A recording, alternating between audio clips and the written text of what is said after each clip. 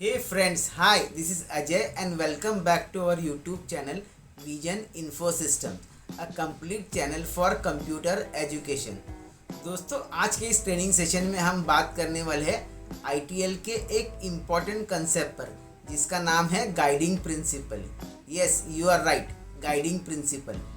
Friends, हमने इस guiding principal के बारे में थोड़ा सा ओवरव्यू दिया था सर्विस वैल्यू सिस्टम के वीडियो में. अगर आपको वो वीडियो देखना है तो ऊपर आपको आई बटन पर लिंक मिल जाएगी. अगर आपको सच में वो वीडियो देखना है तो please go and watch it. Now back to action. चलो बात करते हैं गाइडिंग प्रिंसिपल की. दोस्तों आज के इस ट्रेनिंग सेशन में हम डिटेल में बात करेंगे गाइडिंग प्रिंसिपल क्या है और गाइडिंग प्रिंसिपल्स में क्या क्या प्रिंसिपल्स है. So without wasting your time let's move on. दोस्तों ये गाइडिंग प्रिंसिपल एक्चुअली ITL 4 का एक बहुत ही यूज़फुल और इम्पॉर्टेंट कंपोनेंट है और ये गाइडिंग प्रिंसिपल आपको हेल्प करता है डिसीजन मेकिंग के लिए and creation of value for your customer, stakeholder, organisation, user et cetera. दोस्तों ये गाइडिंग प्रिंसिपल बेसिकली एक रिकमेंडेशन है, कोई कंपल्शन नहीं. ये बेसिकली आपको हेल्प करता है डिसीजन मेकिंग के लिए in terms of changes in goal, strategy, work and management structure. This guiding principle truly in all sense helps you in decision making at all levels. तो friends चलो इस guiding principle को मैं आपको एक example के द्वारा समझाता हूँ. सपोज एक 5 स्टार होटल है और वहाँ का एक रूल या प्रिंसिपल है कि हर एक को एक दूसरे से बात करते वक्त पोलाइटली बात करना है. तो यहाँ पर मेन प्रिंसिपल हो गया पोलाइटनेस, यानी हर एक इंसान को एक दूसरे से बात करते वक्त पोलाइटली बात करना है. फिर चाहे वो क्लीनर हो, मैनेजर हो या शेफ हो या कोई और हो. तो यहाँ पर की कंसेप्ट या की प्रिंसिपल है पोलाइटनेस.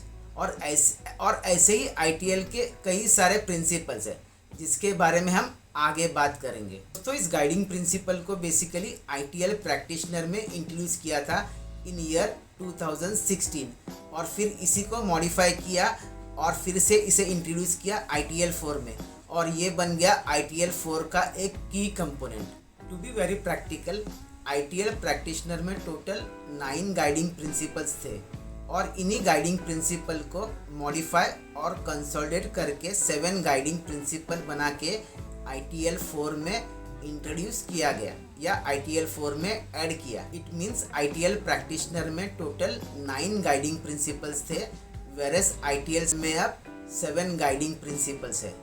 तो चलो देखते हैं इन सारे प्रिंसिपल्स के नाम और फिर आगे डिटेल में इनके बारे में और जानकारी लेते हैं. सो फर्स्ट प्रिंसिपल का नाम है focus on value. Second principle का नाम है start where you are. Third principle का नाम है progress iteratively with feedback. Fourth principle का नाम है कोलैबोरेट एंड प्रमोट विजिबिलिटी.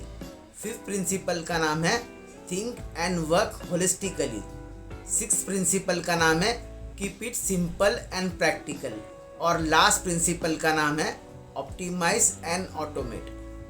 आइए दोस्तों अब हम इन सातों गाइडिंग प्रिंसिपल पर वन बाय वन डिटेल में बात करते हैं.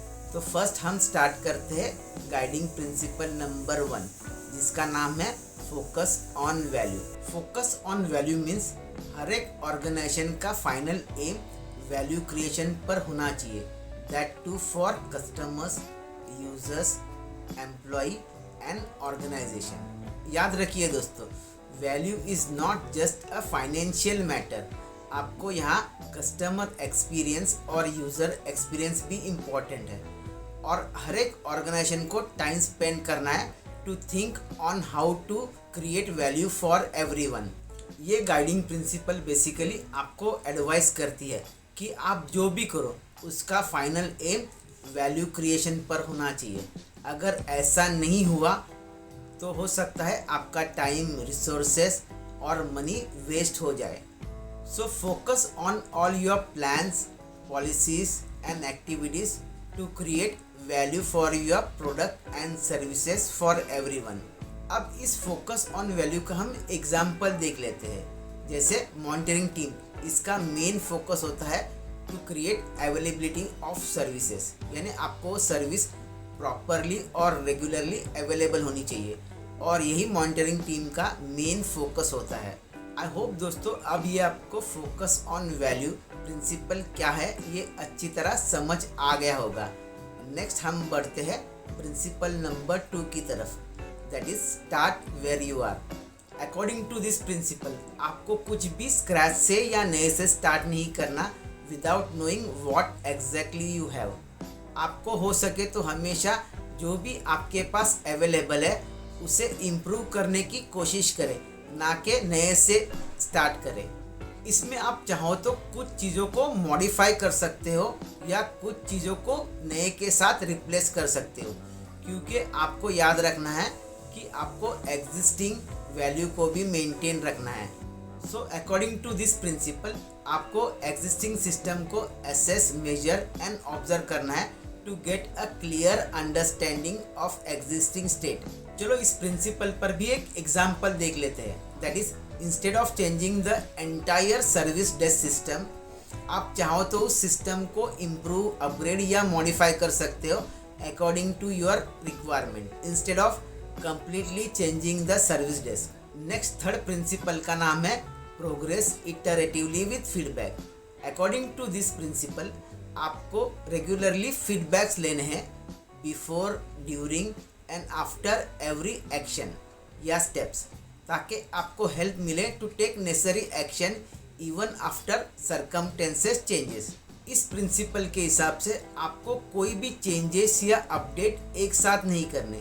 Take your time for every changes और इम्प्रूवमेंट, और उसी के हिसाब से आपको फीडबैक भी लेना है।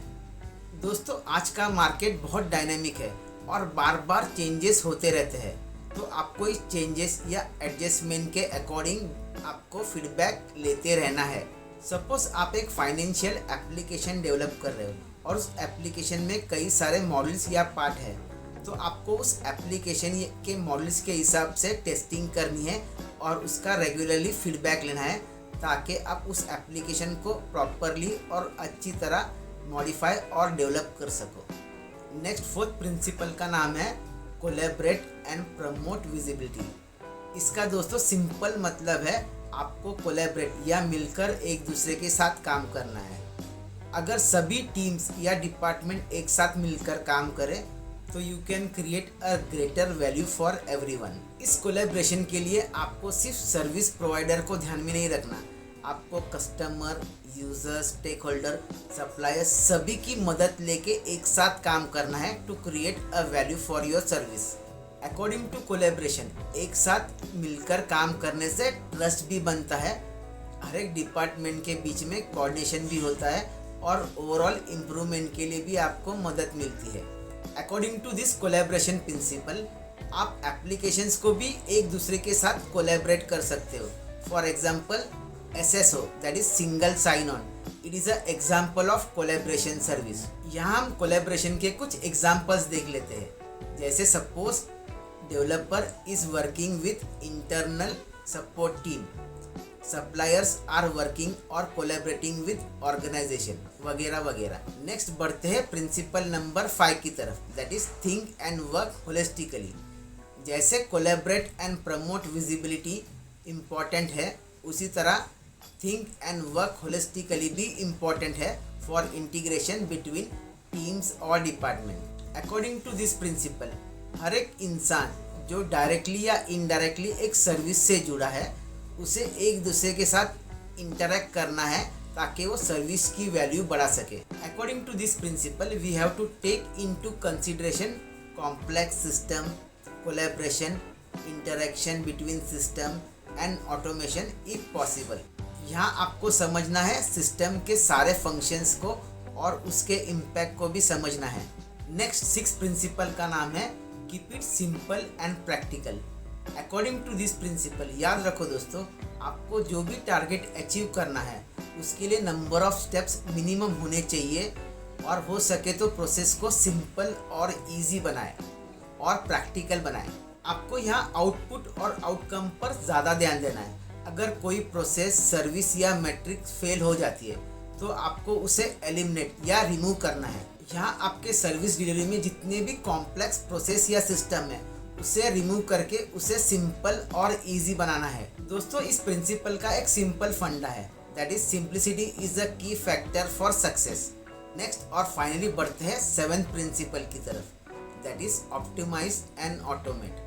अकॉर्डिंग टू दिस प्रिंसिपल आपको हर एक प्रोसेस को इफेक्टिवली और एफिशिएंटली हैंडल करना है, और हो सके तो जहाँ भी ऑटोमेशन की ज़रूरत है आपको ऑटोमेशन इम्प्लीमेंट करना है। और अगर मैं यहाँ ऑटोमेशन की बात करूँ तो फॉर एग्जांपल आप इंसिडेंट मैनेजमेंट के लिए सर्विस डेस्क या सर्विस मैनेजमेंट का सॉफ्टवेयर यूज़ कर सकते हो। उसी तरह डिवाइसेस को मैनेज करने के लिए आप मॉनिटरिंग टूल या मॉनिटरिंग सॉफ्टवेयर यूज़ कर सकते हो। सो यहाँ आपको याद रखना है, before going for any automation आपको उस प्रोसेस को ऑप्टिमाइज करना है for better and faster output. So friends यहाँ ऑप्टिमाइज का मतलब है to do something effectively and efficiently as needed, और ऑटोमेशन का मतलब तो आपको मालूम ही होगा। सो दोस्तों ये थे 7 गाइडिंग प्रिंसिपल्स ITL 4 के, जो आप एज अ गाइडलाइन या रेफरेंस करके यूज़ कर सकते हो to implement ITL 4 in your IT service management. दोस्तों इस 7 गाइडिंग प्रिंसिपल में कुछ ऐसे भी प्रिंसिपल्स है जो एक दूसरे से इंटरैक्ट करते हैं, जैसे कि प्रोग्रेस इटरेटिवली विद फीडबैक, ये थिंक एंड वर्क होलिस्टिकली के साथ इंटरैक्ट करता है। उसी तरह कोलैबोरेट एंड प्रमोट विजिबिलिटी के साथ keep it simple and practical, ये दोनों प्रिंसिपल्स एक दूसरे के साथ एफिशिएंटली या इफेक्टिवली काम करते हैं to create value for your service. So friends आज के इस ट्रेनिंग वीडियो में हमने देखा व्हाट इज गाइडिंग प्रिंसिपल्स और 7 गाइडिंग प्रिंसिपल्स के बारे में जानकारी भी ली, एंड आई होप आपको ये 7 प्रिंसिपल अब अच्छी तरह समझ में आ गए होंगे। सो जाने से पहले एक बार फिर से इन गाइडिंग प्रिंसिपल्स का हम एक शॉर्ट में ओवरव्यू देख लेते हैं। सो फर्स्ट देख लेते हैं गाइडिंग प्रिंसिपल का definition. Guiding principle is nothing but guidance और decision making for doing certain things. Next guiding principles के अंदर टोटल 7 प्रिंसिपल्स है, जिसमें से फर्स्ट प्रिंसिपल का नाम है focus on value, second principle का नाम है start from where you are, third principle का नाम है progress iteratively with feedback, fourth principle का नाम है collaborate and promote visibility, fifth principle का नाम है think and work holistically, sixth principle का नाम है keep it simple and practical, और सेवेंथ और दैट इज लास्ट प्रिंसिपल का नाम है ऑप्टिमाइज एंड ऑटोमेट। सो दोस्तों आज के ट्रेनिंग वीडियो को यहीं पर ख़त्म करते हैं, एंड आई होप आपको ये ट्रेनिंग वीडियो सच में अच्छा लगा होगा। अगर अच्छा लगा होगा तो प्लीज़ इस वीडियो को एक लाइक ज़रूर करें, और अगर आपने हमारे चैनल को सब्सक्राइब नहीं किया है तो उसे सब्सक्राइब भी ज़रूर करें। तो मिलते हैं अगले वीडियो में और एक नए टॉपिक के साथ। तब तक के लिए बाय बाय, टेक केयर।